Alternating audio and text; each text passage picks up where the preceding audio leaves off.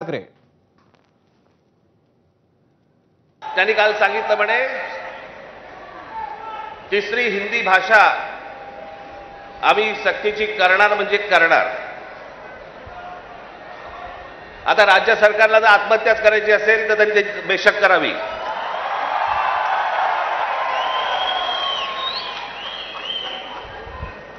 त्या दिवशीच्या मोर्चाच्या फक्त धसक्याने निर्णय मागे घ्यायला लागला होता।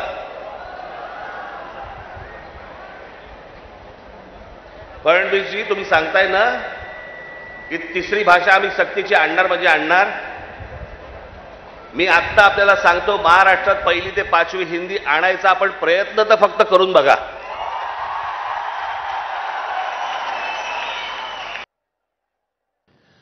आपल्यासोबत याच विषयावर बोलण्यासाठी आहेत भाजपचे नेते आणि आमदार प्रवीण दरेकर। प्रवीण दरेकरजी, पहिली ते पाचवी तीन भाषा आणण्याचा किंवा हिंदी आणण्याचा तुम्ही प्रयत्न करूनच बघा असं राज ठाकरे म्हणतायत, आपली प्रतिक्रिया?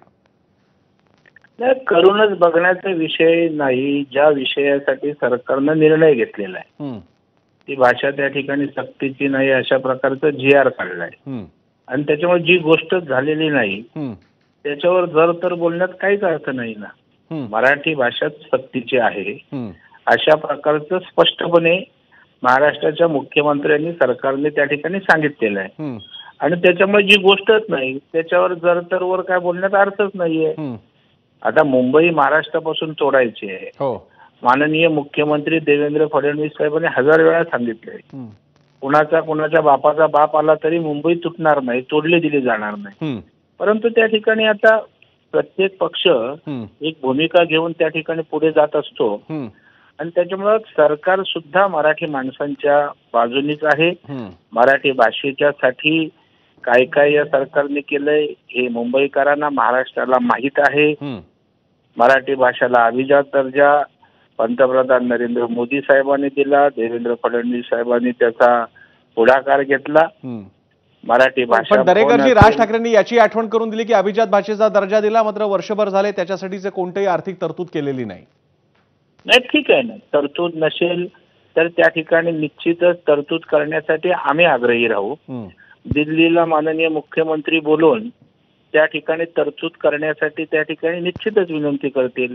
राज ठाकरे साहेबांनी अशा प्रकारचं तरतुदीच्या मागणीसाठी एखादं पत्र दिलंय किंवा मागणी केली असं माझ्या तरी ऐकिवात किंवा दरेकरजी, आणखी एक मुद्दा म्हणजे देवेंद्र फडणवीसांनी मुख्यमंत्र्यांनी काही दिवसांपूर्वी जेव्हा सगळा मुंबईत राडे वगैरे झाले होते तेव्हा म्हटलं होतं की कोणत्याही प्रकारची दडपशाही किंवा हाणामारी हिंसा सहन केली जाणार नाही। पण आज राज ठाकरे म्हणाले मराठी कळत नसेल किंवा मराठी ऐकवलं जात नसेल तर हात आणि गालाची युती करू, म्हणजे थोडक्यात त्यांनी आपल्या कार्यकर्त्यांना हा संदेश दिलेला आहे। याकडे सरकार म्हणून आपण कसं पाहता?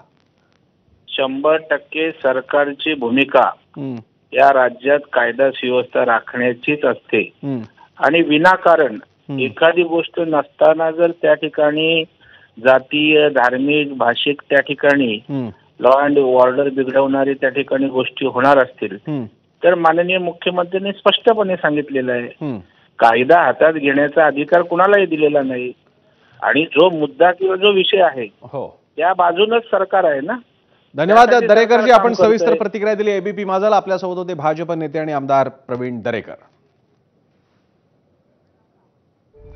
दरम्यान राज ठाकरे यांनी ज्या भाजप खासदार निशिकांत दुबेनं मराठी माणसं आमच्या पैशावर पोसली जातात आणि ते आमच्या राज्यात आले तर त्यांना पटकून मारू असं आव्हान देणारी भाषा केली होती।